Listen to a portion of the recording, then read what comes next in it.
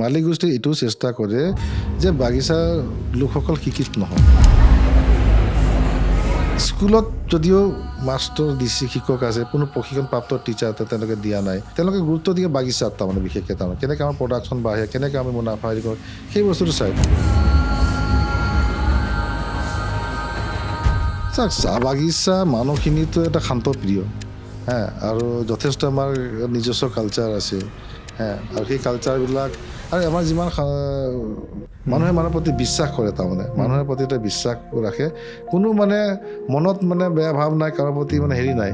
কিন্তু মানুহখিনি সেই হিচাপে সেই সৰলতাতে মানে এটা সময়ত হয়তো পলিটিকেলি মানে সুবিধা এটা লৈছিলে, কিন্তু এতিয়া মানুহখিনি কিন্তু বুজি পাইছে। তাৰমানে জাগিৰোডৰ এখন বিশেষ চাহ বাগিচাৰ ভিতৰত গৈছিলোঁ। ছাত্ৰ ছাত্ৰীৰ উৎসাহ দেখি বিৰাট ভাল লাগিল। ইংৰাজীত তেওঁলোকে পাঠদান কৰি আছিল, তেওঁলোকে পঢ়ি আছিল। ঘৰত কিন্তু অহাৰ পিছত তেওঁলোকৰ সেই ডাঙৰ সপোন চোৱা আশাটো মনত নাই। মানে কোনোবা এটা সময়ত তেওঁলোকে এনেকুৱা অনুভৱ কৰে যে মোৰ পঢ়াখিনিৰলৈকে পালোঁ, ইয়াৰ পিছত কিন্তু মই কিবা এটা ডাঙৰ কাম যে কৰিব পাৰিম, সেই সপোনটো কিন্তু দেখিবলৈ বহুতে আজিও ভয় খায়। আমাৰ নিৰ্বাচনৰ সময়ত বিশেষকৈ কংগ্ৰেছে সেইটো সময়ত শাসনত আছিলে, অসম গণ পৰিষদো আছিলে, তো দেখিব পাইছিলোঁ মানুহখিনিক অকল মানে ব্যৱহাৰে কৰা হৈছিলে। মানে ইলেকশ্যনৰ সময়ত আহে, মানে বিভিন্ন ধৰণৰ কথা কয়, উন্নয়নৰ কথা কয়, কিন্তু নিৰ্বাচন পাৰ হোৱাৰ পিছত কোনো ঘূৰি নাচায়। আজিৰ তাৰিখত যেতিয়া আপুনি বিজেপিৰ পৰা সেই একেই বিজেপিত আপুনি 2006 চনত হয়তো যোগদান কৰিছিল, প্ৰাক্তন কংগ্ৰেছ নেতাৰ হয়তো ডিৰেকশ্যনত বা তেওঁলোকৰ আদৰ্শত নিৰ্বাচন এটা খেলিবলৈ মনত অকণমান অসন্তুষ্টি বা অকণমান বেয়া নালাগেনে? চাওক, এতিয়া তেখেতসকলে সেইটো সময় কংগ্ৰেছত আছিলে, তেখেতসকলৰ নিশ্চয় ইচ্ছা আছিলে যে অসম মাতৃক সেৱা কৰাৰ কাৰণে, দেশ মাতৃক সেৱা কৰাৰ কাৰণে। ধৰি লৈছোঁ মাননীয় হিমন্ত বিশ্ব শৰ্মা ডাঙৰীয়া, আমাৰ মুখ্যমন্ত্ৰী মহোদয়, তেখেতে আজি যেনেধৰণে অসমখনক সুৰক্ষাৰ কাৰণে, অসমখনৰ শান্তিৰ কাৰণে, অসমখনৰ বিকাশৰ কাৰণে যেনেধৰণে চিন্তা কৰিছিলে, সেই চিন্তাধাৰা হয়তো তাতে সুযোগ পোৱা নাছিলে বা দিয়া নাছিলে, মই ভাবোঁ। যাৰ কাৰণে আজি তেখেতে ইয়াত আহি পেলাই সেই একেজন মানুহে আজি ইমান ধুনীয়াকৈ কাম কৰিছে। মোৰ শেষ প্ৰশ্নটো, এজন মানুহ বিৰাট চৰ্চাত আহিল, জয়ন্ত বৰা। তেওঁ এনেকুৱা হ'ল যে তেওঁ কংগ্ৰেছ যোগদান নকৰি, কংগ্ৰেছৰ সদস্য নোহোৱাকৈও তেওঁ টিকেট পালে। কংগ্ৰেছৰ পৰা তেওঁ প্ৰাৰ্থিত্ব পাইছে, কেনেকৈ পালে সেই কথাটো আৰু বিহালীবাসী ৰাইজে, অসমবাসী ৰাইজে দেখি আছে। আজি ইয়াত ইমান কংগ্ৰেছৰ জ্যেষ্ঠ কাৰ্যকৰ্তাসকল আছে, যিখিনি কংগ্ৰেছত ইমান কষ্ট দিনৰ পৰা মানে তেওঁলোকে আজি কংগ্ৰেছ কৰি পেলাই সমৰ্থন যি পাৰে কৰিব চেষ্টা কৰিছে। 4-5জন ব্যক্তি আছিলে, তেখেতসকলে প্ৰাৰ্থিত্ব বিচাৰিছিলে, কিন্তু তেখেতসকলক নিদিলে। আজি জয়ন্ত বৰাক দিলে। যে মই প্ৰাৰ্থী পাইছোঁ, তেওঁলোক ঘৰে গৈ কৈছে মই চালানী প্ৰাৰ্থী। আৰে মই একেখন জিলাতে, এইখন জিলাতে মই ইমান দিনতে মই মানে কাম কৰিছোঁ।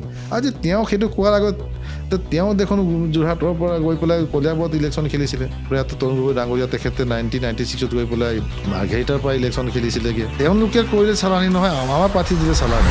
এতিয়া এনেকুৱা যে আজিৰ পৰা 1.5 বছৰ বা 1.5 বছৰতকৈ কম সময়ৰ ভিতৰত যেতিয়া 2026 নিৰ্বাচন হ'ব, তেতিয়া আকৌ আপুনি বিহালীৰ পৰা কিন্তু নিৰ্বাচন খেলিব নোৱাৰিব, কাৰণ SC ৰিজাৰ্ভো হৈ যাব। পৰিকল্পনা কি এতিয়া? চাওক, আচলতে ইয়াত বিধায়ক হ'ম বুলি ভবা নাছিল, বিধায়ক হ'ম বুলি ইলেকশ্যনত। নমস্কাৰ, আনটোল্ড পডকাষ্টৰ এটা নতুন খণ্ডলৈ আপোনালোক সকলোকে স্বাগতম জনালোঁ। আজি আমি আমাৰ আনটোল্ড পডকাষ্টত আলোচনা কৰিব খুজিম চাহ বাগান লোকসকল বা চাহ বাগিচাত থকা লোকসকলৰ কথা। বিহালী সমষ্টিত বিশেষকৈ দেখা যায় যে 50%তকৈও অধিক ভোটাৰ হৈছে চাহ বাগিচাৰ থকা লোকসকল, অৰ্থাৎ আদিবাসী লোকসকল। এতিয়া বিহালীৰ সমষ্টিৰ কথা ক'লে বহুখিনি কথা আমি নাজানো। এনেকুৱা এটা সময়ত নিৰ্বাচনৰ প্ৰেক্ষাপটত আমি জানিবলৈ চেষ্টা কৰিলোঁ এই বিহালী সমষ্টিৰ কথা। বিশেষকৈ ভাৰতীয় জনতা পাৰ্টীৰ পৰা চাহ বাগিচাৰ এজন যুৱক বা এজন নেতা বুলি ক'ব লাগিব, যাৰ নাম হৈছে দিগন্ত ঘাটোৱাৰ, যি এইবাৰ তাতে বিধায়ক হ'বলৈ প্ৰতিদ্বন্দ্বিতা আগবঢ়াইছে। তেওঁৰ লগত আমি এই গোটেই পডকাষ্টটো কৰিলোঁ। তেওঁৰ পৰা জানিবলৈ চেষ্টা কৰিলোঁ যে প্ৰকৃততে চাহ বাগিচাৰ লোকসকলে কেনেকুৱা ধৰণৰ চিন্তা কৰে আৰু এই চৰকাৰখনে এতিয়ালৈ কেনেকৈ চাহ বাগিচাৰ লোকসকলক সহায় কৰিবলৈ চেষ্টা কৰিছে। কাৰণ বিশেষকৈ যদি অসমত চাওঁ, চাহ বাগিচাৰ লোকসকলৰ সমস্যা বহুত। তেওঁলোকৰ বাগিচাৰ মাজতে এনেকুৱা সমস্যা হয় যে তেওঁলোকৰ বহুখিনি সময়ত এক্সপ্লইটেশ্যন হয়, তেওঁলোকক পঢ়া শুনাৰ পৰা দূৰত ৰাখে। তেনেকুৱা এটা সময়ত কি ধৰণে বিজেপিৰ এই প্ৰাৰ্থীগৰাকীয়ে সহায় কৰিবলৈ আগবাঢ়িব, তাৰে কথা এই পডকাষ্টত আলোচনা কৰিব খুজিলোঁ।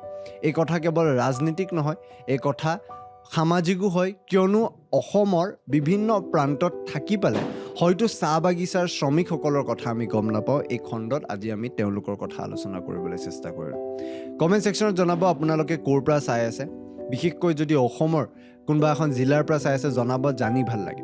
এই পডকাষ্টৰ খণ্ডটো শেষলৈ চাব।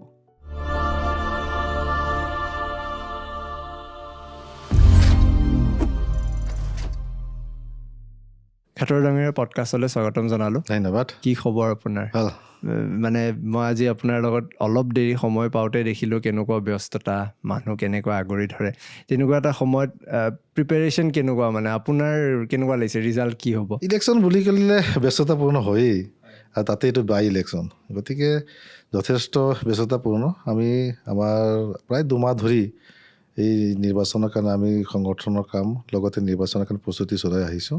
মই যিহেতু জিলাৰ সভাপতি, সেইকাৰণে দায়িত্ব এটা আছে যে আমাৰ এই উপ নিৰ্বাচনত প্ৰাৰ্থী যোনেই নহওক আমি তাক ভালভাৱে বিপুল ভোটে জিকাবৰ কাৰণে আমি তৃণমূল পৰ্যায়লৈ আমি সংগঠন কাম আজি প্ৰায় 2 মাহ আগৰ পৰা এনে সংগঠনৰ শক্তিশালী, তথাপিও ইলেকশ্যনৰ প্ৰতি লক্ষ্য ৰাখি যেনেধৰণে আমি পৰিকল্পনা কৰিব লাগে সেইটো আমি বুথ পৰ্যায়লৈকে গৈ পেলাই আমি কৰিছোঁ। গতিকে ব্যস্ততা থাকিবই। আৰু এতিয়া যিহেতু নিৰ্বাচন তুংগত লাগিছে, নিৰ্বাচন এতিয়া প্ৰচাৰ কাৰ্য চলিছে, আৰু দলে মোক প্ৰাৰ্থিত্ব দিয়াৰ কাৰণে আমাৰ শীৰ্ষ নেতৃত্বক ধন্যবাদ জ্ঞাপন কৰিছোঁ।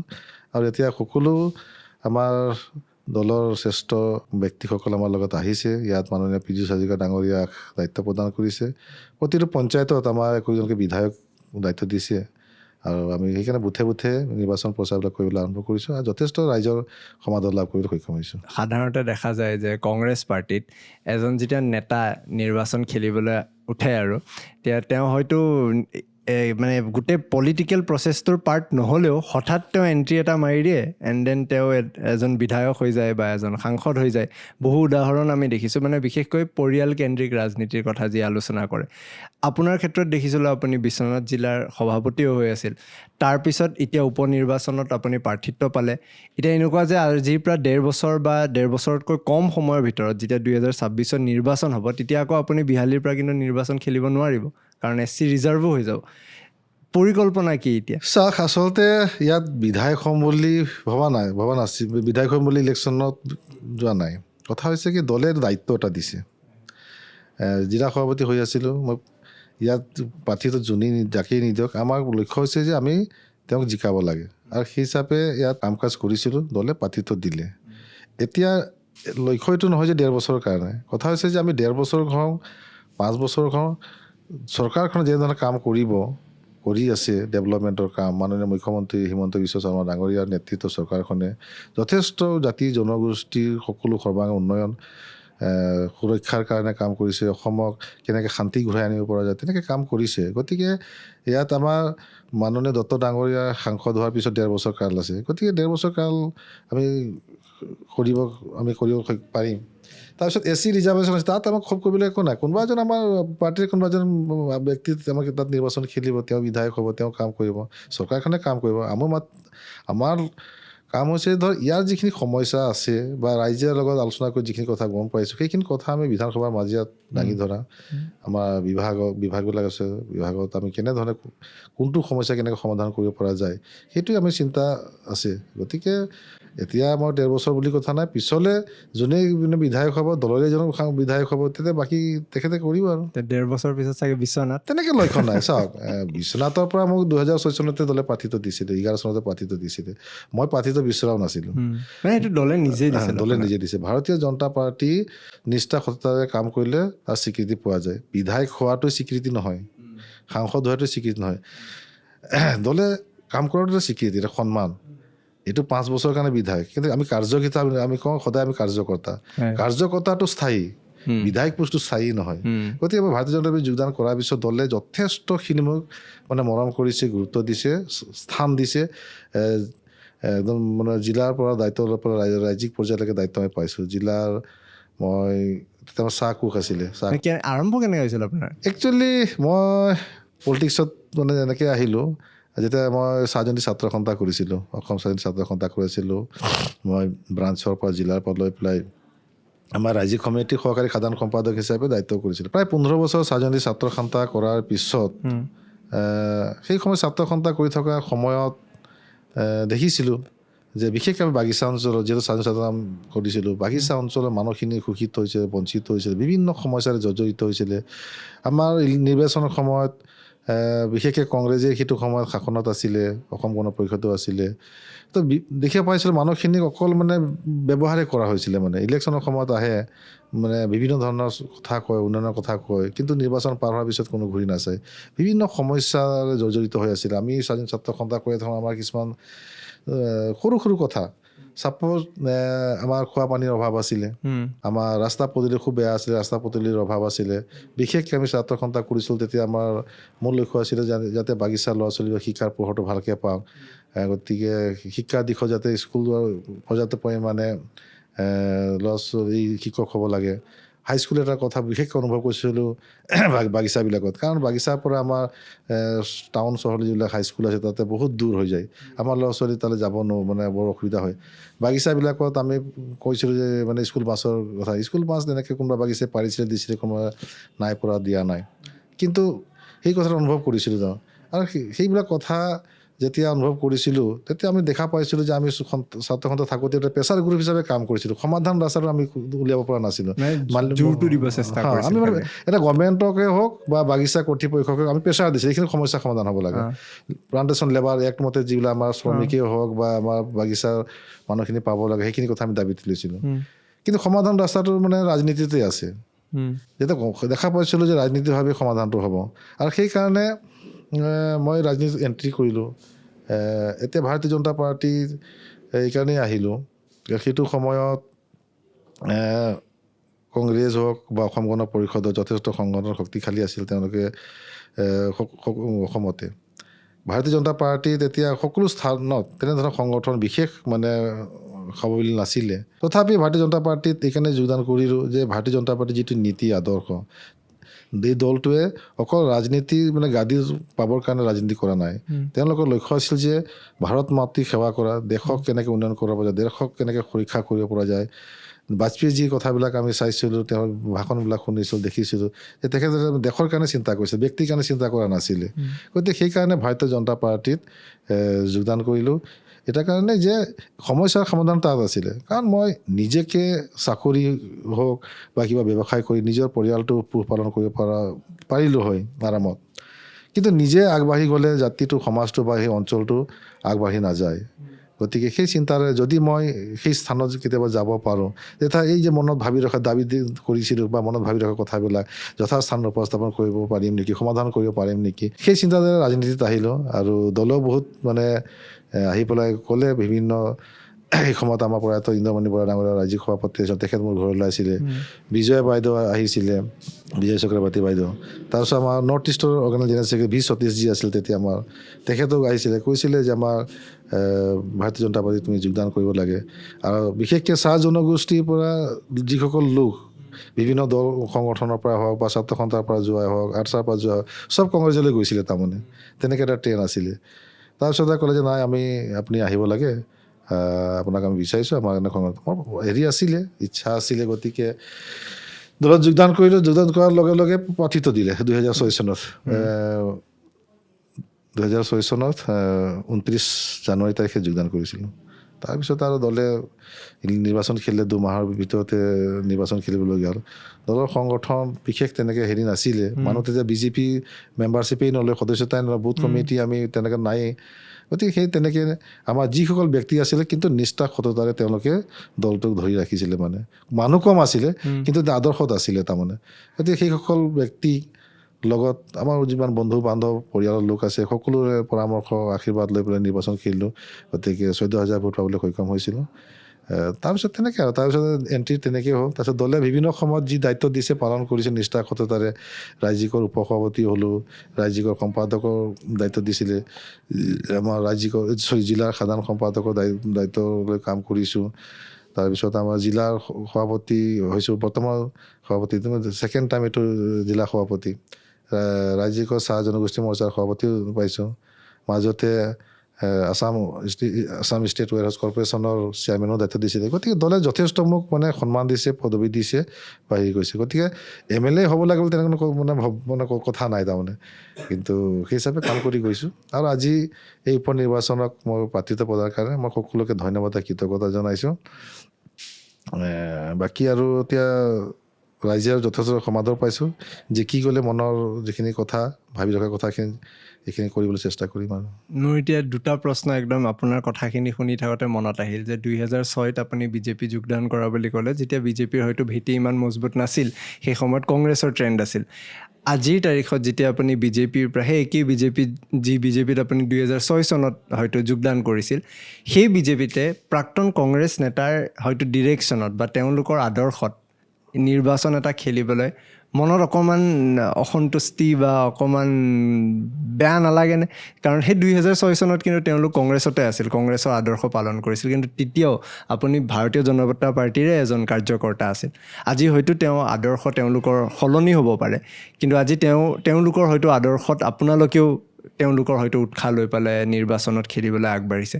সেই 2006 আৰু 2026ৰ মাজত আপুনি নিজে কি পাৰ্থক্য দেখে? চাওক, এতিয়া তেখেতসকলে সেইটো সময় কংগ্ৰেছত আছিলে, তেখেতসকলেও নিশ্চয় ইচ্ছা আছিলে যে অসম মাতৃক সেৱা কৰাৰ কাৰণে, দেশ মাতৃক সেৱা কৰাৰ কাৰণে, কিন্তু তেখেতসকলে হয়তো সেই সুযোগটো তাত নাপালে আৰু সেইকাৰণে তেওঁলোকে ভাৰতীয় জনতা পাৰ্টীত মানে যোগদান কৰিছে বুলি মানে মই ভাবোঁ। কাৰণ সেইটো এটা ট্ৰেণ্ডেই আছিল। মই আমাৰ ৰাজনীতি ছাত্ৰ সন্থাৰ পৰা যোৱা বহুতো নেতাক দেখিছিলোঁ তেওঁলোকে কংগ্ৰেছত যোগদান কৰিছিলে, কিন্তু তেওঁলোকেও ধৰক আজি ভাৰতীয় জনতা পাৰ্টীত যোগদান কৰিলে। আজি যোগদান কৰাৰ পিছত তেখেতসকলে আজি কোনোবা হয়তো মন্ত্ৰী হৈছে, বিধায়ক হৈছে, সাংসদ হৈছে, দলে তেওঁলোকক স্থান দিছে, তেওঁ কৰিছে। আমাৰ সেইটো কথা নহয় যে দলে প্ৰাৰ্থীটো যাক দিয়ে তাৰ কথা নহয়, কিন্তু আমাৰ যিটো মূল লক্ষ্য যে আমাৰ কাৰণে হৈছে প্ৰথম দেশ, দ্বিতীয়তে দল, তৃতীয়তে ব্যক্তি। গতিকে তেওঁলোকে আহি পেলাই আমাৰ নীতি আদৰ্শ গ্ৰহণ কৰিছে আৰু সেই হিচাপে আজি তেওঁলোকে কাম কৰি গৈ আছে। গতিকে তাত আমাৰ মানে কোনো হেৰি নাই। হয়, তেতিয়া তেওঁলোকে কংগ্ৰেছৰ আদৰ্শত আছিলে আৰু তেওঁলোকে তাত সেই সুযোগটো নোপোৱাৰ কাৰণে আহিলে, নহ'লে এনেকৈ কথা নাছিল যে তেওঁলোকে তাত সুবিধা পোৱা নাছিলে। কিন্তু তেওঁলোকৰ যি মনৰ কথা, যেনেধৰণে আজি অসমখন সুৰক্ষাৰ ক্ষেত্ৰত ধৰি লৈছোঁ মাননীয় হিমন্ত বিশ্ব শৰ্মা ডাঙৰীয়া আমাৰ মুখ্যমন্ত্ৰী মহোদয়, তেখেতে আজি যেনেধৰণে অসমখনক সুৰক্ষাৰ কাৰণে, অসমখনৰ শান্তিৰ কাৰণে, অসমখনৰ বিকাশৰ কাৰণে যেনেধৰণে চিন্তা কৰিছিলে, সেই চিন্তাধাৰা হয়তো তাতে সুযোগ পোৱা নাছিলে বা দিয়া নাছিলে মই ভাবোঁ। যাৰ কাৰণে আজি তেখেতে ইয়াত আহিলে, ইয়াত আহি পেলাই সেই একেজন মানুহে আজি ইমান ধুনীয়াকৈ কাম কৰিছে। আজি মানে সকলোকে সুৰক্ষা প্ৰদান কৰিব পাৰিছে, সকলোকে সম অধিকাৰ দিছে। গতিকে আজি আমাৰ দলে কথা হৈছে যোনে য'ত যেনেকৈ মানে কাম নকৰক, যদি আমাৰ ভাৰতীয় জনতা পাৰ্টীৰ আদৰ্শৰ লগত যদি থাকে, গতিকে তেখেতক আমি সুযোগ দিওঁ আৰু সেই দলে সুযোগ দিছে। গতিকে সেই হিচাপে তেখেতসকলে আহিছে। গতিকে আজি আমি এক পৰিয়াল হিচাপে ইয়াত মানে একত্ৰিত হৈ পেলাই কাম কৰিছোঁ।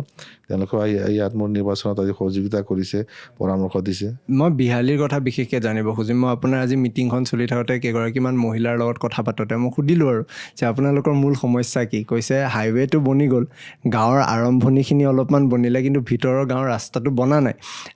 যদি মই আপোনাকে সোধোঁ যে নিৰ্বাচনত হয়তো জয়লাভ যদি আপুনি কৰে, এনেকুৱা ধৰণৰ সমস্যা আপুনি 1.5 বছৰৰ সময়ৰ ভিতৰত সমাধান কৰিব পাৰিবনে? আৰু ময়ো সুধিব খোজোঁ যে ইমান বছৰে ইয়াতে বিজেপিৰ যদিও বিধায়ক আছিল, এনেকুৱা ধৰণৰ সমস্যাবোৰ কিয় থাকি যায়? মানে ৰাস্তাৰ সমস্যা হওক, একদম সামান্য সমস্যা, আপোনাৰ দৃষ্টিত কি? মই এজন ব্যক্তি হিচাপে সুধিছোঁ, কেৱল বিজেপিৰ প্ৰাৰ্থী হিচাপে সোধা নাই। নহয়, চাওক, সমস্যাটো আছে। সমস্যাৰ সমাধান যে 2 বছৰ 5 বছৰত নহয়।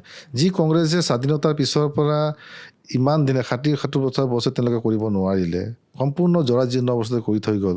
আজি দ্বিতীয়টো কাৰ্যকাল অসমত চৰকাৰ আহিছে, কেন্দ্ৰত মানে তৃতীয় কাৰ্যকাল আৰম্ভ হৈছে। গতিকে ইমান কম সময়ৰ ভিতৰত ইমান সমস্যা সমাধান কৰাটো সম্ভৱ নহয়। তথাপিও আজি আপোনালোকে দেখা পাইছে যে যথেষ্ট ৰাস্তা পদূলি ভাল হৈছে। আমি আগত গুৱাহাটী যাবলৈ আমাক প্ৰায় 5 ঘণ্টা সময় লাগিছিল। আজি আমাৰ চৌকীঘাটৰ ব্ৰিজ হোৱাৰ পিছত আমি ইয়াত মেক্সিমাম 3 ঘণ্টা সময় লাগে। ইমান সুন্দৰ ৰাস্তা। আপোনালোকে আজি গুৱাহাটীৰ পৰা আহিছে, হয়তো গম পাইছে। আজি অলপ আগতে মই গাঁৱত, আমাৰ ধৰক বিহালীতে, মই একদম ব্ৰহ্মপুত্ৰৰ কাষতে এখন সভাত মই আছিলোঁ। তাৰ পৰা আজি যোনটো সভাত আপোনালোকক লগ পালোঁ, আমাৰ এইখন সভাত, ইয়াৰ পৰা নহ'লেও 15-20 কিলোমিটাৰ ৰাস্তা আছে। মোক মেক্সিমাম তাকো গাঁৱৰ ভিতৰত মানে গাঁৱলীয়া ৰাস্তা বুলি মানে পৰিৱেশ থাকে। ইমান ধুনীয়া ৰাস্তা হৈছে, মই 10 মিনিটত আহি পাইছোঁ। গতিকে গাঁৱৰ ৰাস্তাৰ ভিতৰলৈকে খুব সুন্দৰ হৈছে। তথাপিও গাঁৱৰ কিছু ধৰ লিংক ৰোডবিলাক, চাবৱেবিলাক কিছু কৰিবলগীয়া আছে বুলি মই দেখিছোঁ। যেতিয়া মই একদম সেইকাৰণে মই যে আপোনাৰ যে প্ৰচাৰ কাৰ্যটো মই বিশেষকৈ যে বুথে গৈছোঁ, সেইটো কাৰণে। কাৰণ বুথত গ'লে সেই কথাটো আমি অনুভৱ কৰিব পাৰিম, মানুহৰ লগত সম্পৰ্ক কৰিব পাৰিম। আজি আপুনি নিজে দেখিছে মানুহৰ লগত কথা পাতিছোঁ তেওঁলোকে এই কথাটো কৈছে আমি নোট কৰিছোঁ কিমান কৰিব ডাঙৰ কথা কৰিব চৰকাৰখনে কিন্তু যিমান পাৰোঁ চেষ্টা কৰিম যিখিনি আছে প্ৰাধান্য দিম যিখিনি ৰাইজৰ লগত আলোচনা কৰিম যিখিনি কোনখিনি কাম কৰিবলগীয়া আছে ৰাইজৰ লগত আলোচনা কৰিম ৰাস্তাৰ যিখিনি সমস্যা আছে সেইখিনি সমস্যা আমি কৰিব পাৰিম তাৰপিছত বাকী আমাৰ 1.5 বছৰত সম্পূৰ্ণ হ'ব তেনেকৈ বুলি কথা নাই কিন্তু চৰকাৰখনে যিখিনি কাম ইয়াত দিব ৰাইজৰ লগত আলোচনাখিনি প্ৰায়ৰিটি বেচিছত সেই কামখিনি কৰিবলৈ চেষ্টা কৰিম মই বিহালীৰ সন্দৰ্ভত আৰু এটা প্ৰশ্ন শেষৰ ফালে সুধিম তাৰপিছত মই অলপ চাহ জনগোষ্ঠীৰ কথা পাতিম মই আজি পীযুষ হাজৰিকা ডাঙৰীয়াকো ইয়াতে লগ পাওঁতে তেওঁ মোক এইখিনি কথা ক'লে যে এইবাৰ আমাৰ প্ৰচাৰ মানে ষ্টাইলটো অলপ বেলেগ হৈছে এইবাৰ আমি বুটে বেছি টাৰ্গেট কৰিছোঁ আগতে এনেকুৱা আছিল বিশাল সভাবোৰক লৈ পেলাই সাধাৰণতে ৰাজনৈতিক দলসমূহে মানে এটা শ্ব' অফ কৰে আৰু যে আমাৰ আজি 15,000 মানুহ আহিছে 20,000 মানুহ আহিছে কিন্তু তাৰে বিপৰীতে এইবাৰ দেখা গ'ল বুটে আপোনালোকে গৈ পেলাই কেম্পেইনিং কৰি আছে মানসিকভাৱে কিমান কষ্ট পাইছে আপুনি কোনো মানসিকভাৱে মানে কষ্ট পোৱা নাই একদম ফ্ৰেছ মাইণ্ডত আমি কেম্পেইন কৰিছোঁ চাওক আমি আমাৰ সংগঠন 154টা বুথ কমিটি আমাৰ আছে 100টা বুথ কমিটি আমাৰ শক্তিশালী সংগঠন কমিটি আছে আমি একদম মাইক্ৰ' লেভেললৈ গৈছোঁ আমাৰ 30টা প্ৰমুখ মানে আমাৰ ভোটাৰ লিষ্টৰ প্ৰতিটো পেজত 21জনকে আমি দায়িত্ব দিছোঁ আমি প্ৰতিটো পঞ্চায়তত 21জনীয়া আমি নিৰ্বাচন কমিটি বনাইছোঁ একোটা পঞ্চায়তত আমাৰ জ্যেষ্ঠ বিধায়কসকলক আমাৰ দায়িত্ব দিয়া আছে 4টা আমাৰ জিলা পৰিষদ আছে 4টা জিলা পৰিষদ আমাৰ জ্যেষ্ঠ আমাৰ সাংসদসকলক দায়িত্ব দিয়া আছে মাননীয় পীযুষ হাজৰিকা ডাঙৰীয়া তেখেতে অভাৰঅল আমাৰ সমষ্টিটোৰ ইনচাৰ্জ আমি সকলোৱে আমাৰ সাংসদ দত্ত ডাঙৰীয়া অভাৰঅল চাই আছে গতিকে আমাৰ আলোচনা আমি এইটো কৰিছিলোঁ যে আমি কিমান একদম মানুহৰ ওচৰলৈ আমি যাব পৰা যায় নেকি ডাঙৰ সভা এখন কৰিলে গোটেই দিনটো কৰিবলগীয়া হয় মানুহক মাতি আনিবলগীয়া হয় যথেষ্ট ব্যয় খৰচ হ'বলগীয়া হয় মানুহখিনিক আমি দেখিছোঁ বহুত নিৰ্বাচন পাৰ কৰিছোঁ মানুহখিনিৰ অকণ কষ্ট হয় গতিকে আমি চাইছোঁ আৰু মানুহৰ মনৰ কথা আমি গম নাপাওঁ তাৰমানে ডাঙৰ সভা এখন হ'ল আমাৰ ৰাইজৰ মিটিং শেষ হ'ল আমাৰ নেতৃত্ব গুচি গ'ল ইফালে আমাৰ ধৰক ভোটাৰ বা ৰাইজ যি হ'ল তেখেতসকলে গুচি গ'ল কানেকশ্যনটো নহ'ল গতিকে তেওঁলোকৰ মনৰ কথা আমাৰ কথাখিনি ক'লো ৰাইজৰ মনৰ কথাখিনি গম নাপালোঁ ৰাইজে কি বিচাৰিছে তেওঁলোকৰ মনৰ কথা কি কৰিছে সেই কথাটো আমি মানে গম নাপাওঁ তাৰমানে সেইকাৰণে প্ৰথমতে আমি সিদ্ধান্ত ল'লোঁ যে নাই এইবাৰ আমি বুথে কৰিম আমি সেইকাৰণে বিধায়কসকলক আমি মানে ভাগ কৰি দিলোঁ যে আপোনালোকে বুথে ঘৰে ঘৰে যাওক তেওঁলোকে মনৰ কথাবিলাক ক'ব যে কি কৰিবলগীয়া আছে এইটো হ'লে ভাল হয় আমাক পৰামৰ্শ আৰু আমি মেইনলি লৈছোঁ পৰামৰ্শটো লৈছোঁ তাৰমানে যে একদম গ্ৰাছৰুটৰ মানুহৰ পৰা আমি পৰামৰ্শ ল'ম গাঁৱৰ একদম ভিতৰ অঞ্চলৰ মানুহে আমাক মানে কি ক'ব তাৰমানে তেওঁলোকে কি বিচাৰে তাৰমানে আমাৰ ভুল কুটি কিবা হৈছিলে সেইখিনি আমাৰ পৰামৰ্শ যে আমাৰ কিবা কাম কৰা কিবা ভুল হৈছে আপোনালোকে পৰামৰ্শ দিয়ক গতিকে আমি সেই গ্ৰাছৰুট সেইকাৰণে বুথে গৈছে বুথে যাওঁতে এতিয়া আমাৰ ৰাইজ আহিছে আমাৰ বুথ কমিটিৰ অন্তৰ্গত সকলো তেতিয়া আমাৰ সভা সমিতি কৈছে আমি আপিল কৰিছে আমাৰ ভোটক লৈ পেলাই তাৰপিছত তেওঁলোকৰ লগত আমি ডাইৰেক্ট সম্পৰ্ক কৰিছোঁ যে আপোনালোকে কি বিচাৰিব এই বুথটোত আমাৰ সমস্যা কি আছে কি কৰিবলগীয়া আছে কোনটো কৰিলে ভাল হয় বা আমাৰ গভৰ্ণমেণ্টখনে যিখিনি কাম কাজ কৰিছে এইখিনি আপোনালোকে সন্তুষ্ট হয়নে নহয় বা আপোনালোকে ধৰক আৰু কি পৰামৰ্শ দিব আমি পৰামৰ্শখিনি ডাইৰেক্ট ফিডবেকটো লৈ আছে লৈছে সেইখিনি আমাৰ বিধায়কসকলেও তেনেকৈ লৈছে আমি তাৰ মাজত আমি বহি পেলাই আমি আলোচনা কৰিছোঁ বিধায়কসকলৰ পৰা যে এনেকৈ আৰু মই যে ধৰ প্ৰাৰ্থী হিচাপে মই প্ৰতিটো পঞ্চায়তৰ তেনেকৈ সভা সমিতিবিলাক গৈছোঁ মানুহৰ লগ হৈছোঁ চা চিনাকি হৈছোঁ গতিকে মানুহখিনিৰ পৰা ইয়াত ভৱিষ্যত দিনে কি কৰিবলগীয়া মানে মোৰ নিজৰ পৰিকল্পনা কিছু আছে ৰাইজে কি আশা কৰে ৰাইজে এই সমষ্টি কেনেধৰণে বিচাৰে সেইখিনিও ফিডবেক পাইছোঁ তাৰ পৰা আমি ধৰক যিখিনি পাইছোঁ সেইখিনি কথাই ভৱিষ্যত দিনত 1.5 বছৰ সম্ভৱ নহয় তথাপিও চেষ্টা কৰিম যে যিখিনি তেওঁলোকৰ মনৰ কথাখিনি মই পৰিকল্পনাখিনি হেৰি কৰি পেলাই মাজত আমি যিটো কৰিলে ভাল হয় সেইটো কৰিবলৈ চেষ্টা কৰিম সাধাৰণতে এখন চিনেমা আছিল নায়ক য'ত দেখাই এদিনতে চব সলনি কৰি দিয়ে আপোনালোকে ৰাজনীতিৰ লগত জড়িত একদম সাধাৰণ মানুহ এজনৰ একদম কিউৰিঅচিটিত থকা প্ৰশ্ন এটা সোধোঁ যে ইয়াতে যদি আমি প্ৰকৃততে কালি এখন সমাজ সলনি কৰিব লাগে কিমান সময় লাগিব বুলি আপুনি এনে ভাবে চাওক সমাজ এখন এদিনতে সলনি হৈ যাব তেনেকৈ কোনো কথা নহয় কাৰণ বিভিন্ন মানুহখিনি সমস্যা আছে বিভিন্ন জাতি জনগোষ্ঠী আছে গতিকে মানুহখিনিক আমি একেদিনাই সলনি কৰিব পৰা সম্ভৱ নহয় মানুহখিনি সজাগতাও আছে তাৰমানে মানুহখিনি সহযোগিতা কৰিব লাগে গভৰ্ণমেণ্টখনক তাৰমানে যে আমি একেদিনা সম্ভৱপৰ নহয় এতিয়া ধৰক আমি কিবা এটা ষ্টেপ লৈছোঁ তাত ৰাইজেও সহযোগিতা কৰিব লাগে তেতিয়া আমি কামটো কৰাত মানে সুবিধাজনক হয় তাৰমানে গতিকে তেনেকৈ নহয় যে খুব সোনকালে সলনি হৈ যাব কিন্তু আমি ভাবোঁ ইয়াত কৰিবলগীয়া কিছু কাম আছে আমি বহুতো আমাৰ শিক্ষিত ব্যক্তিসকলৰ লগতো বহিছোঁ ইয়াত বা আমাৰ নৱপ্ৰজন্মৰ আমাৰ যিবোৰ ছাত্ৰ ছাত্ৰীসকলক তেওঁলোকৰ লগত আমি মত বিনিময় কৰিছোঁ যে তোমালোক শিক্ষিত যুৱক হিচাপে তোমালোকে মানে কি বিচাৰে তেওঁলোকেও আমাক তেনেকৈ কৈছে দাদা এনেকৈ হ'লে ভাল হয় এইটো কৰিলে আমি আৰু ভাল হ'ম তেওঁলোকে মনৰ কথা লৈছোঁ সেই কথাবিলাক আমি ভৱিষ্যত দিনে কৰিম আৰু গতিকে এনেকৈ নহয় যে মানে এখন সমষ্টি একেদিনাই যে সলনি হ'ব তেনেকৈ সম্ভৱ নহয় কিন্তু ক্ৰমান্বয়ে মানুহখিনি কিন্তু বিহালী সমষ্টিৰ ৰাইজ যথেষ্ট শিক্ষিত আৰু মানে শান্তি আৰু তেখেতসকলে কিন্তু মানে সহযোগিতা কৰে তাৰমানে শান্তিপ্ৰিয় তাৰমানে সেইকাৰণে মই ভাবোঁ ৰাইজ মানে আমাৰ লগত আছে গতিকে ভৱিষ্যত দিনত আমি মানে ইয়াত মানে ডেভেলপমেণ্টৰ ক্ষেত্ৰত ৰাইজক সহযোগিতা আগবঢ়াব যিমানখিনি পাৰিম চেষ্টা কৰিম চাহ জনগোষ্ঠীৰ নেতা হিচাপে সাধাৰণতে চাহ জনগোষ্ঠীৰ লোকসকলৰ আমি বিভিন্ন সমস্যাৰ কথা শুনা পাওঁ যে তেওঁলোকৰ দৈনন্দিন জীৱনত যিখিনি উপাৰ্জন হয় সেইখিনি বহু বছৰলৈকে বহুত কম আছিল বিগত কেইটামান বছৰত হয়তো হিমন্ত বিশ্ব শৰ্মা চৰকাৰ অহাৰ পিছত কিবা এটা সংখ্যা তেওঁলোকৰ বৃদ্ধি পাইছে মই আপোনাৰ পৰা জানিব খুজিম যে আজিৰ সময়তো ইয়াতে দেখা যায় যে বিভিন্নখন সভাত গৌৰৱ গগৈ যেতিয়া কংগ্ৰেছৰ হৈ কেম্পেইনিং কৰি আছিল তেওঁ এইখিনি অভিযোগ দিছে যে আজিও চাহ বাগিচাৰ শ্ৰমিকসকলে হয়তো পাবলগীয়া টকাখিনি উপাৰ্জন কৰিব পৰা নাই আপুনি কি ভাবে সেই গোটেইখিনি সমস্যাৰ কথা তেওঁলোকৰ উপাৰ্জনটোক লৈ পেলাই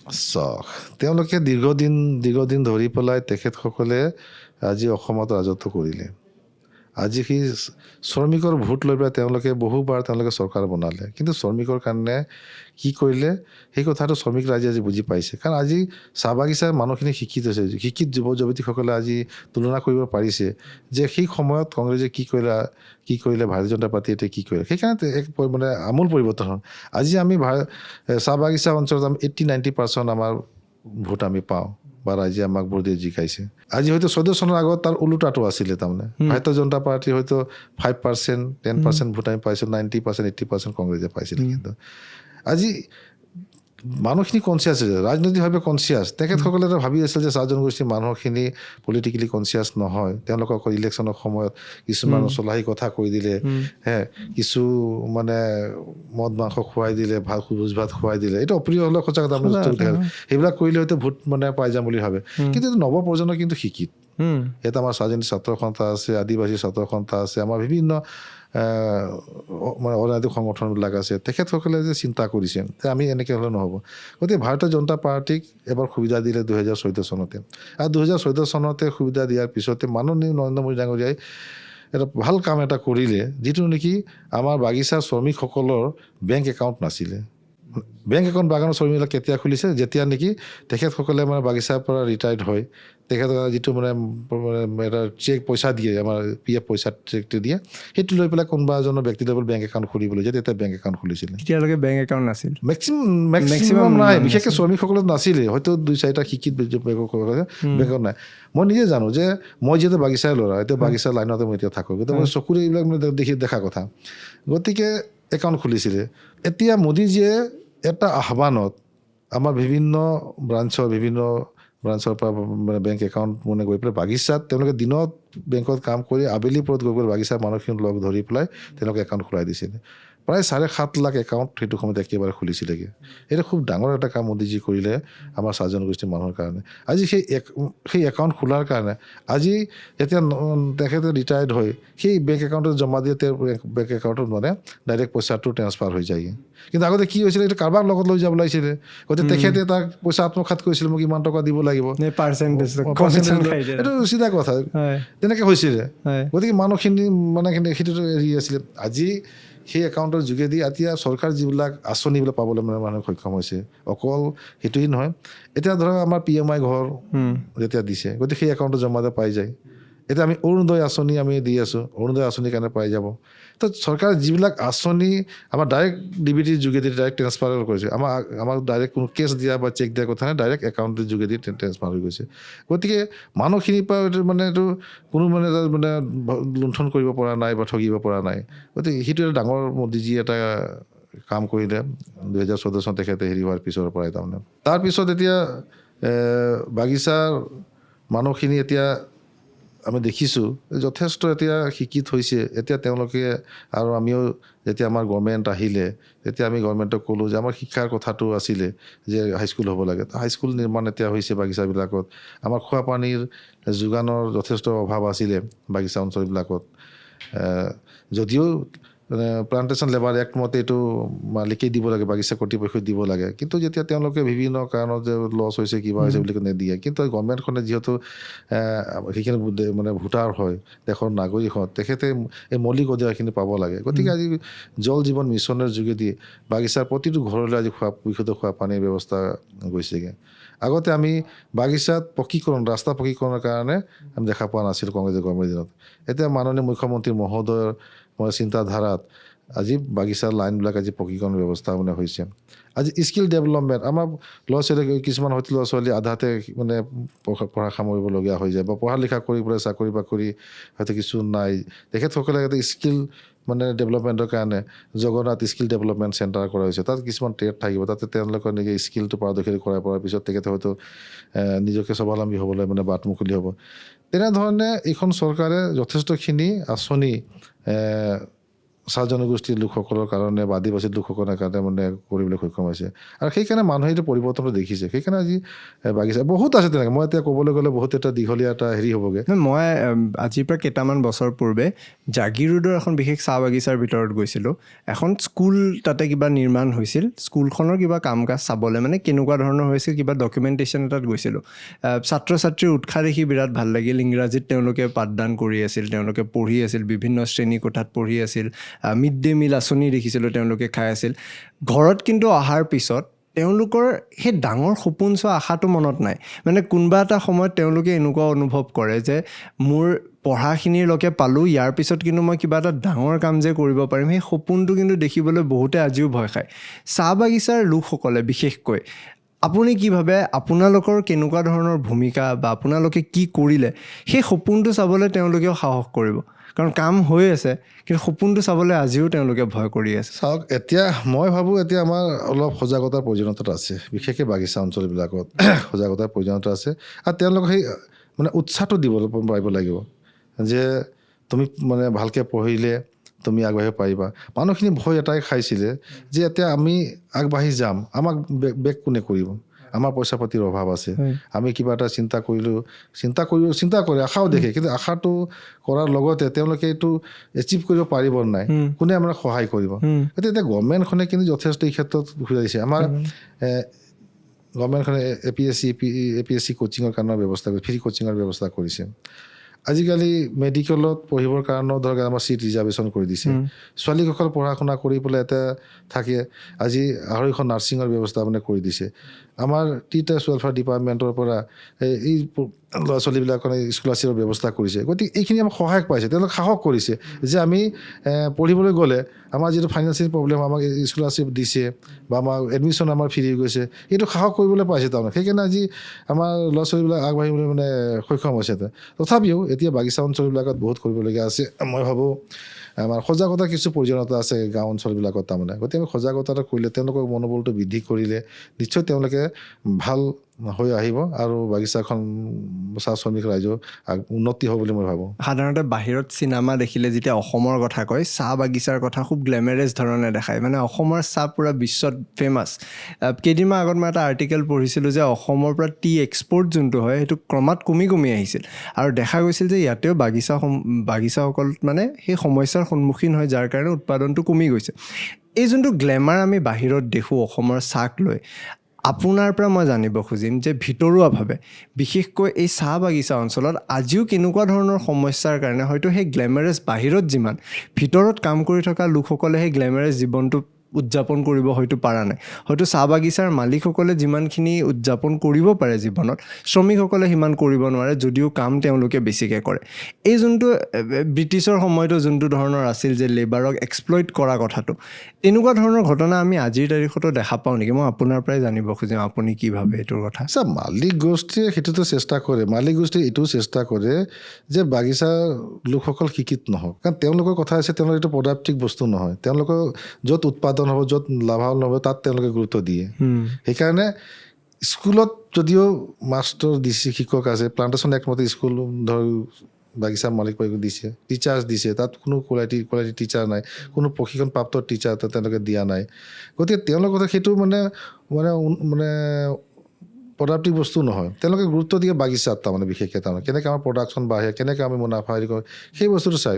আৰু সেইকাৰণে এতিয়া আমি চৰকাৰখনে সেইখন দায়বদ্ধতা লৈছে তাৰমানে চৰকাৰখন কৈছে যদি মালিকে নকৰিলে আমিতো কৰিব লাগে তেখেতসকল যিহেতু দেশৰ নাগৰিক দেশৰ নাগৰিক বাগিচাৰ মানুহখিনি আগবাঢ়ি গ'লে এখন অসমখন আগবাঢ়ি যাব আৰু অসমৰ চাহে বিশ্ব দৰবাৰত স্থান পাইছে আজি অসমৰ চাহে আজি অসমৰ অৰ্থনীতি সবল কৰিছে গতিকে যথেষ্ট অৱদান আছে চাহ শ্ৰমিকসকলৰ কাৰণে সেইখিনি কথা আজি আমাৰ গভৰ্ণমেণ্টখনে বুজি পাইছে যে চাহ শ্ৰমিক লোকসকল আগবাঢ়িব লাগিব সকলো দিশত শিক্ষাৰ পৰা লৈ পেলাই অৰ্থনৈতিক দিশত স্বাৱলম্বী হ'ব লাগিব গতিকে আজি তাৰ ব্যৱস্থা কৰিছে আজি বাগিচাসমূহত আজি মানে সঞ্চয়ৰ ব্যৱস্থাটো নাছিলে মানে বেংকৰ লগত মই পুনৰ কৈছোঁ আকৌ বেংকৰ লগত মানে যোগসূত্ৰ নাছিলে তাৰমানে গতিকে এতিয়া আমাৰ চেল্ফ হেল্প গ্ৰুপবিলাকৰ যোগেদি এতিয়া আমাৰ আত্মসহায়ক গোটবিলাক গঠন কৰিছে এই চেল্ফ হেল্প গ্ৰুপবিলাক কৰাৰ কাৰণে মহিলাসকলে এতিয়া অলপ আত্মনিৰ্ভৰশীল হ'বলৈ মানে শিকিছে তাৰমানে বেংকৰ লগত যোগাযোগ হৈছিল আগত বেংক যাবলৈকে মানে ভয় কৰাৰ নিচিনা হৈছিলে কিন্তু এতিয়া চেল্ফ হেল্প গ্ৰুপবিলাকৰ যোগেদি আমাৰ SRNLMৰ যোগেদি তেখেতসকলে আমাৰ ভিঅ' গোটবিলাক আছে তেওঁলোকৰ সভা সমিতিবিলাক হয় তেওঁলোকৰ ট্ৰেইনিং হয় তেওঁলোকে এটা পইচা কেনেকৈ লিখিব লাগে বেংকত কেনেকৈ পইচা উইড্ৰ কৰিব লাগে এই কথাবিলাক শিকিছে গতিকে বেংকৰ লগত যোগাযোগ হৈছে আৰু চৰকাৰখনে যিটো সেইটো সুবিধা কৰি দিয়াৰ কাৰণে আজি তেওঁলোকে এটা বেংকলৈ ৰূপান্তৰিত হৈছে আজি মহিলা গোটবিলাকে এটা মানে গোটৰ সদস্য 1 লাখ 1.5 লাখ টকা লোন লৈছে লোন লোৱাৰ পৰাই তেওঁলোকে আজি নিজৰ এটা ব্যৱসায় আৰম্ভ কৰিব পাৰিছে কিবা এটা সৰু সুৰা এটা ছাগলী পালন কৰাৰ ক্ষেত্ৰতে হয় মুৰ্গী পালনৰ ক্ষেত্ৰত গাহৰি পালনৰ ক্ষেত্ৰতে এইবিলাক হৈ গ'লে আজি কিছু আৰ্থিকভাৱে স্বাৱলম্বী হ'বলৈ পাইছে মানে সেই কথাবিলাক আজি এইখন গভৰ্ণমেণ্টে সেই সুযোগটো দিয়াৰ কাৰণে মানুহখিনি উৎসাহটো দিয়াৰ কাৰণে আজি বাগিচাৰ মহিলাসকলৰ কিন্তু কিছু আৰ্থিকভাৱে আগবাঢ়িবলৈ মানে সক্ষম হৈছে লাষ্ট দুটা প্ৰশ্ন শুনিম আপোনাৰ বেছি সময় নলওঁ এটা অলপ মানে পাৰ্চনেল সুধিম এটা মই অলপ পলিটিকেল সুধিম মই পাৰ্চনেলটো সুধিছোঁ যে সাধাৰণতে আমি বহুত দূৰত থাকিলে সাধাৰণতে পৰিৱেশ বা সংস্কৃতিটোৰ কথা ইমান শিকিবলৈ নাপাওঁ কিতাপত যদিও পঢ়োঁ সেই পৰিৱেশটো বা সেই সংস্কৃতিটো এজন মানুহৰ পৰা শিকি বেছি ভাল লাগে যদি মই এনেকুৱা কথা আপোনাক সোধোঁ যে চাহ বাগিচা এনেকুৱা কিবা নজনা ৰিচুৱেল নজনা কিবা কাহিনী বা নজনা সংস্কৃতি যোনটো হয়তো ইমান পপুলাৰ নহয় সাধাৰণ মানুহৰ মাজত যে সকলোৱে জানে সেই কথাটো তেনেকুৱা কিবা আপুনি শ্বেয়াৰ কৰিব পাৰিব নেকি যে এনেকুৱা ধৰণৰ এটা হয়তো কিবা সংস্কৃতি চাহ বাগিচাৰ মাজত চলে যি কথা হয়তো আমি বেছি সমাজ হিচাপে আমি বেছি আলোচনা নকৰোঁ কিবা শিকিব পাৰা চাহ বাগিচাৰ পৰা শিকিব পাৰা এটা খুব ধুনীয়া কথা তেনেকুৱা কিবা এটা শিকাব পাৰিব নেকি চাওক চাহ বাগিচা মানুহখিনিতো এটা শান্ত প্ৰিয় আৰু যথেষ্ট আমাৰ নিজস্ব কালচাৰ আছে আৰু সেই কালচাৰবিলাক আৰু আমাৰ যিমান কৃষ্টিবিলাক আছে চব মানে আমাৰ হেৰিৰ লগত জড়িত কৃষিৰ লগতেই জড়িত আমাৰ টুচু পূজা আছে কৰম পূজা আছে সেই কালচাৰবিলাক ধৰক আমি এতিয়াতো বহুতে জানিছে গতিকে সেই কালচাৰবিলাকৰ পৰা আমি যথেষ্ট শিকিবলগীয়া আছে কালচাৰবিলাক ইমান ধুনীয়া আছে তাত আমাৰ গীত মাতবিলাকেই হওক সিমান সুন্দৰ আজি বহুতে সেই কালচাৰবিলাক লৈ পেলাই অসমৰ বহুতো জনপ্ৰিয় মানে গায়কসকলে আজি সমাদৰ লাভ কৰিছে আৰু আমাৰ যিটো আমাৰ নিজস্ব ভাষা আমাৰ স্বাধীন ভাষা কৰে এই ভাষাটো চবেই ক'বলৈ মানে ভাল পায় গানবিলাকো মানে গাইছে বহুত তেনেকৈ মানে কেছেট উলিয়াইছিলে গান গাইছিলে তাৰ যথেষ্ট সমাদৰ লাভ কৰিছে চাহ বাগিচাত পৰা মানে মানুহখিনি সহজ কৰোঁ একতা তাৰমানে মানুহে মানুহৰ প্ৰতি বিশ্বাস কৰে তাৰমানে মানুহৰ প্ৰতি এটা বিশ্বাস ৰাখে কোনো মানে মনত মানে বেয়া ভাৱ নাই কাৰোৰ প্ৰতি মানে হেৰি নাই কিন্তু মানুহখিনি সেই হিচাপে সেই সৰলতাতে মানে এটা সময়ত হয়তো পলিটিকেলি মানে সুবিধা এটা লৈছিলে কিন্তু এতিয়া মানুহখিনি কিন্তু বুজি পাইছে তাৰমানে তো গতিকে চাহ বাগিচাৰ পৰা শিকিবলগীয়া আমাৰ বহুত তেনেকৈ হেৰি আছে আৰু এটা কথা কওঁ এতিয়া বিশেষকৈ চাহ বাগিচাত মই দেখিছিলোঁ খেলা ধূলাৰ প্ৰতি যথেষ্ট ল'ৰা ছোৱালীখিনি মানে হেৰি আছে টেলেণ্ট আছে বিশেষকৈ ফুটবল খেলাটো তাৰমানে এই ফুটবল খেলাটো মই নিজেও ফুটবল খেলিছিলোঁ গতিকে এই ফুটবল খেলাটো যথেষ্ট জনপ্ৰিয়তা বাগিচাসমূহত আছে খেলা ধৰণৰ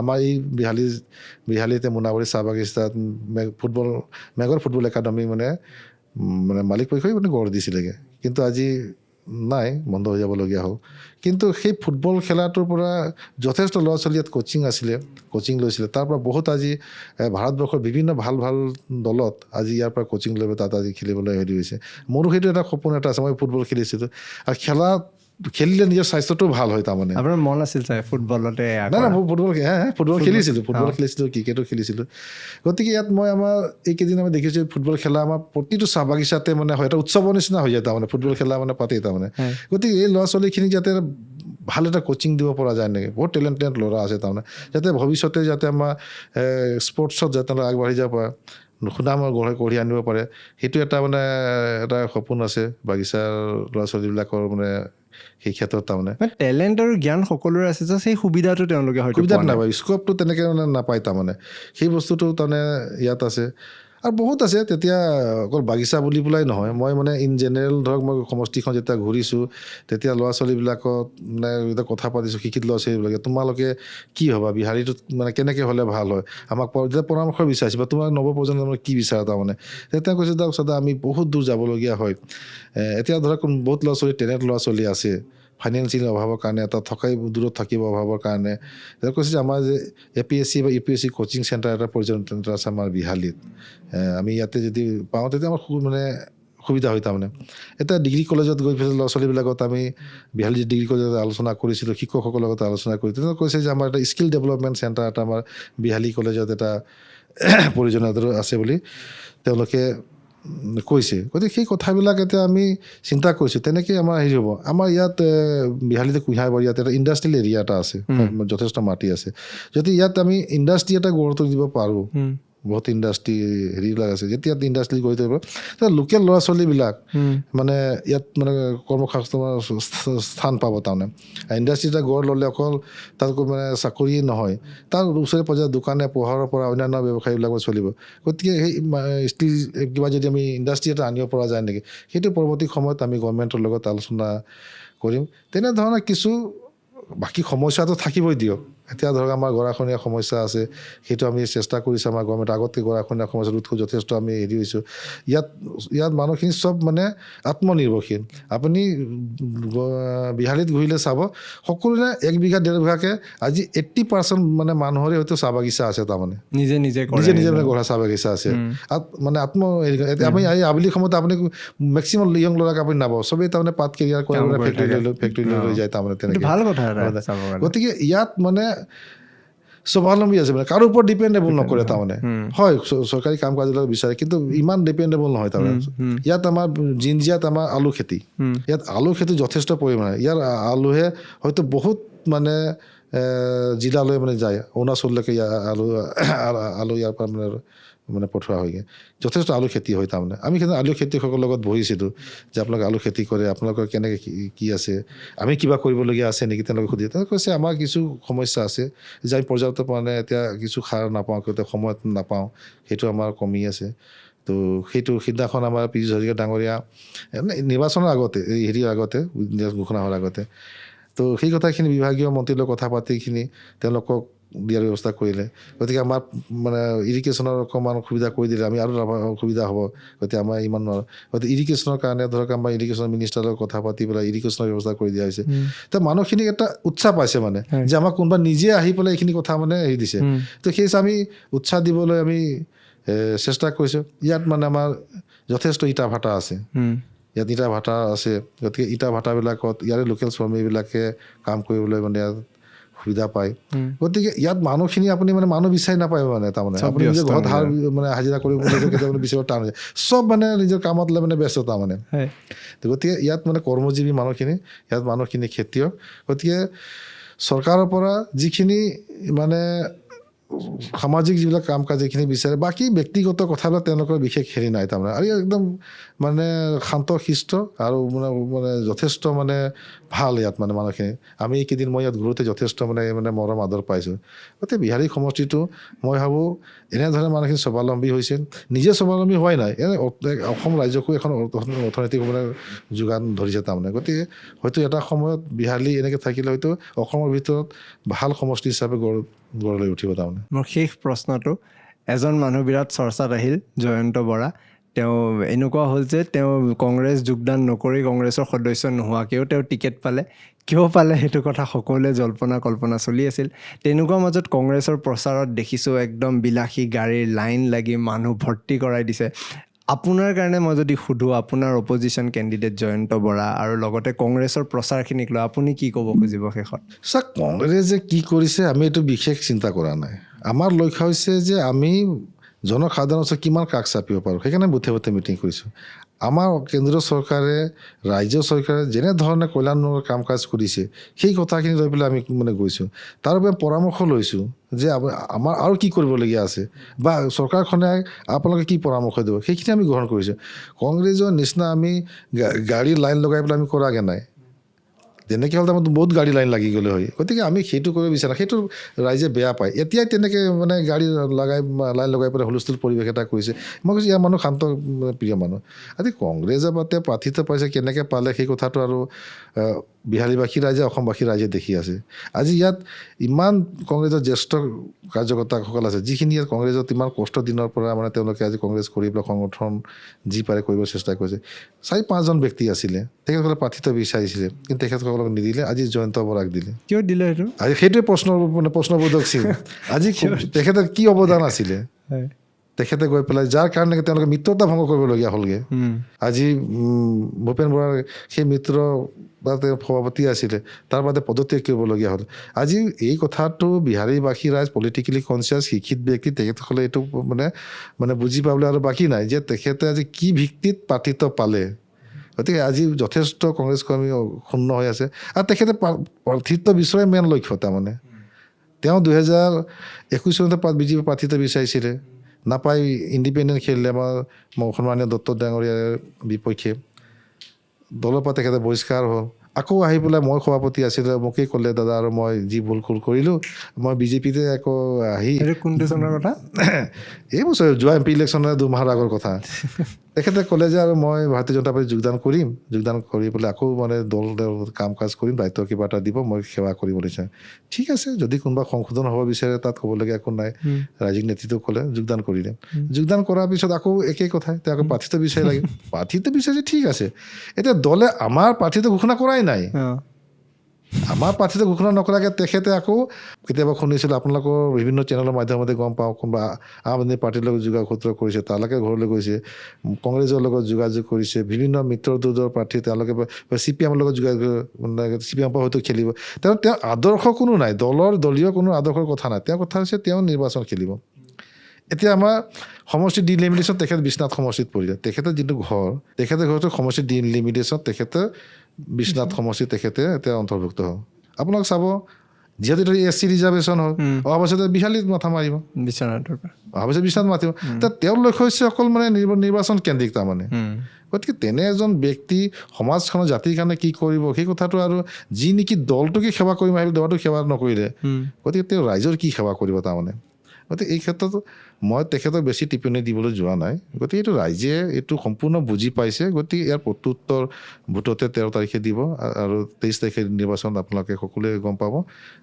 গতিকে আমাৰ কাৰণে চেলেঞ্জ কংগ্ৰেছ নহয়, আমাৰ কাৰণে হৈছে আমি কম্পিটিশ্যন তেওঁলোকৰ লগত নহয়, আমাৰ কম্পিটিশ্যন আমাৰ নিজৰ মাজত হৈছে। আমাৰ বিধায়কসকলক যে আমাৰ পঞ্চায়তে দায়িত্ব দিছে, বিধায়কসকলে এতিয়া কৈছে যে মোৰ পঞ্চায়তৰ কিমান পাৰ্চেণ্টেজ বা হায়েষ্ট ভোট আমি প্ৰাৰ্থীক দিয়াব পৰা যায়, আমাৰ সেইটো কম্পিটিশ্যন লৈছে। বুথ কমিটিসকলে এতিয়া কৈছে যে আমি আমাৰ বুথৰ পৰা ইমান ভোট দিম, আমি কিমান বেছি মাৰ্জিনত দিব পাৰোঁ, সেইটো লক্ষ্যলৈ আমাৰ হেৰি কৰিছে। গতিকে কংগ্ৰেছে গাড়ী দৌৰিছে, সভা কৰিছে, কিবা কৰিছে, এতিয়া সেই কথাটো মই নাযাওঁ। আজি তেওঁলোকে যে মই প্ৰাৰ্থী পাইছোঁ, তেওঁলোক গৌৰৱ গৈ কৈছে মই চালানী প্ৰাৰ্থী। আৰে মই এইখন জিলাতে মই ইমান দিনতে মই মানে কাম কৰিছোঁ। আজি তেওঁ সেইটো কোৱাৰ আগত তেওঁ দেখোন যোৰহাটৰ পৰা গৈ পেলাই কলিয়াবৰত ইলেকশ্যন খেলিছিলে। তেখেতৰ পিতৃ প্ৰয়াত তৰুণ গগৈ ডাঙৰীয়া তেখেতে 1996 গৈ পেলাই মাৰ্ঘেৰিটাৰ পৰা ইলেকশ্যন খেলিছিলেগৈ। আজি প্ৰদূত বৰদলৈ মাৰ্ঘেৰিটাৰ পৰা আহি পেলাই নগাঁৱৰ সাংসদ হৈছেগৈ।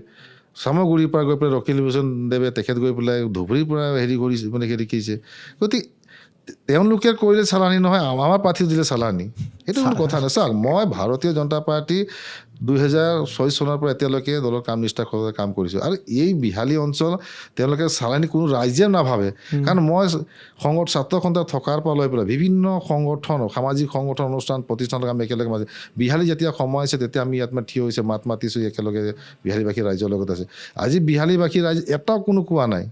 আজি বৰঞ্চ দুখ পাইছে যে কংগ্ৰেছে এই কথাষাৰ কোৱাৰ কাৰণে, বুজিছেনে। ইয়াত ক'ৰবাত এইটো মানে শুনা গৈছে চাহ জনগোষ্ঠীৰ প্ৰাৰ্থিত্ব দিলে। আৰে ভাই, মই অসমীয়া, মই অসমীয়া মাধ্যমত পঢ়িছোঁ, মোৰ ঘৰত এতিয়া মই অসমীয়া ভাষাতে মই কথা পাতোঁ, মোৰ ছোৱালীয়ে অসমীয়া ভাষাতে কথা পাতে। গতিকে ইয়াত আমি খিলঞ্জীয়া। গতিকে আমি এতিয়া যদি আজিৰ তাৰিখত যদি তেওঁলোকে যদি জাত পাতৰ ৰাজনীতি কৰে, সেই কথাটো আৰু অসমৰ ৰাইজে বুজিবলৈ বাকী আছে জানো? আৰু বিহাৰীবাসী ৰাইজে মোক যথেষ্ট শিক্ষিত, শান্তপ্ৰিয়। গতিকে তাৰ প্ৰত্যুত্তৰ নিৰ্বাচনতে দিব। মই আশা কৰোঁ আপোনালোকে ভাবাৰ নিচিনাই হওক, ভাল হওক যাতে। আৰু মোৰ আহি বিৰাট ভাল লাগিল, আজি কথা পাতি ভাল লাগিল। শেষত কিবা ক'ব খুজিব? নাই, শেষত মই বিহালীবাসী ৰাইজক মই অশেষ ধন্যবাদ, কৃতজ্ঞতা জনাইছোঁ। এইকেইদিন আপোনালোকে যেনেধৰণে মৰম চেনেহ দিছে, গতিকে আপোনালোকৰ ওচৰত চিৰকৃতজ্ঞ। ভাৰতীয় জনতা পাৰ্টীৰ মাননীয় নৰেন্দ্ৰ মোদী ডাঙৰীয়াক, আমাৰ ৰাষ্ট্ৰীয় সভাপতি JP নাড্ডা ডাঙৰীয়াক, আমাৰ ৰাজ্যিক সভাপতি ভৱেশ কলিতা ডাঙৰীয়াক, মাননীয় মুখ্যমন্ত্ৰী মহোদয়ক হিমন্ত বিশ্ব শৰ্মা ডাঙৰীয়াকে আদি কৰি, আমাৰ জ্যেষ্ঠ নেতা আমাৰ ৰঞ্জিত দত্তকে আদি কৰি সকলোকে মই অশেষ ধন্যবাদ আৰু কৃতজ্ঞতা জনাইছোঁ। আজি মোৰ নিচিনা এজন সাধাৰণ কাৰ্যকৰ্তা বাগিচাৰ যুৱক এজনক আজি প্ৰাৰ্থিত্ব প্ৰদান কৰাৰ কাৰণে এটা সুযোগ প্ৰদান দিছে, তাকে তেখেতক ধন্যবাদ জনাইছোঁ। আৰু তেখেতসকলে যি বিশ্বাসেৰে এই প্ৰাৰ্থিত্ব দিছে, অনাগত দিনত আৰু বিহাৰীবাসী যেনেকৈ মৰম দিছে, আজি জয়যুক্ত হোৱাৰ পিছত আজি তেখেতসকলক সেই হিচাপে কাম কৰাৰ কাৰণে চেষ্টা কৰিম। কাৰণ মই লক্ষ্য এটা নাছিলে যে মই আকৌ কৈছোঁ যে মই ব্যক্তিগত স্বাৰ্থৰ কাৰণে মই ৰাজনীতি কৰা নাছিলোঁ। কালি বিধায়ক হ'ম বুলি হোৱা হ'লে মই 2006 চনতে কংগ্ৰেছৰ পৰা বা অসম গণ পৰিষদৰ প্ৰাৰ্থিত্ব প্ৰদান কৰাৰ যথেষ্ট প্ৰয়াস কৰিছিল, কিন্তু মই নল'লোঁ। মই বিধায়কৰ মোৰ লক্ষ্য নহয়। আজি সুযোগ দিছে, ইয়াৰ সমস্যাৰ কথাখিনি ৰাইজৰ লগত আলোচনা কৰি পেলাই আমি সমাধান কৰাৰ চেষ্টা কৰিম। গতিকে বিহাৰীবাসী ৰাইজক অশেষ ধন্যবাদ আৰু কৃতজ্ঞতা জনাইছোঁ। ধন্যবাদ আজি সময়খিনি দিয়াৰ বাবে, আৰু লগ পাম আপোনাৰ নিৰ্বাচনৰ পিছত। আৰু আজি পডকাষ্ট ইয়াতে সামৰি মাৰিছোঁ। ধন্যবাদ। আনটোল্ড পডকাষ্টৰ এই বিশেষ খণ্ডটো চোৱাৰ বাবে ধন্যবাদ। আমি আশা কৰোঁ আপোনালোকে চাই ভাল পালে। আমাৰ এইবাৰ প্ৰচেষ্টা এয়াই হৈছিল যে উপ নিৰ্বাচন বুলি 5টা সমষ্টিত যিহেতু উপ নিৰ্বাচন হৈ আছে, এই 5টা সমষ্টিৰ উপ নিৰ্বাচনৰ যিমান পাৰোঁ আমি কভাৰেজ কৰিব চেষ্টা কৰিছিলোঁ। বিশেষকৈ এনেকুৱা কিছুমান পডকাষ্টৰ খণ্ড সৃষ্টি বা নিৰ্মাণ কৰিব খুজিছিলোঁ, যি পডকাষ্টৰ খণ্ডই সাধাৰণ জনতা যি হয়তো পলিটিকেলি ইমান ইনভেষ্টেড নহয়, তেওঁলোকক আমি কেনেকৈ সামাজিক হিচাপে তেওঁলোকৰ বাৰ্তাখিনি নিব পাৰোঁ তাৰে প্ৰচেষ্টা এটা হাতত লৈছিলোঁ। অনাগত দিনত ৰাজনৈতিক কথাখিনি সামাজিকভাৱে আমি কেনেকৈ আলোচনা কৰিব পাৰোঁ, গঠনমূলকভাৱে কি ধৰণে আলোচনা কৰিব পাৰোঁ, তাৰে প্ৰচেষ্টা আমি হাতত ৰাখি আগবাঢ়ি যাম বুলি আশা কৰিলোঁ। যদি এই খণ্ডটো চাই ভাল পালে কমেণ্ট ছেকশ্যনত জনাব আপোনালোকে কি ভাবে। লগতে চাহ বাগিচাৰ শ্ৰমিকৰ কথা বা তেওঁলোকৰ এই আদিবাসী লোকসকলৰ কথা যদি কিবা আপোনালোকে নতুন তথ্য জানে কমেণ্ট ছেকশ্যনত জনাবলৈ নাপাহৰিব, পঢ়ি ভাল লাগে। যদি এই খণ্ডটো চাই ভাল পালে আমাৰ চেনেলটো ছাবস্ক্ৰাইব কৰিব, ভিডিঅ'টো লাইক কৰিব, কাৰণ যেতিয়া আপুনি আমাৰ চেনেলটো ছাবস্ক্ৰাইব কৰে, ভিডিঅ'টো লাইক কৰে, আমি উৎসাহ পাওঁ আৰু অলপ কষ্ট কৰি এটা নতুন ভিডিঅ', এটা নতুন পডকাষ্ট বনাবলৈ। এই পডকাষ্টৰ খণ্ডটো চোৱাৰ বাবে, এই গোটেইখিনি কথা শুনাৰ বাবে ধন্যবাদ।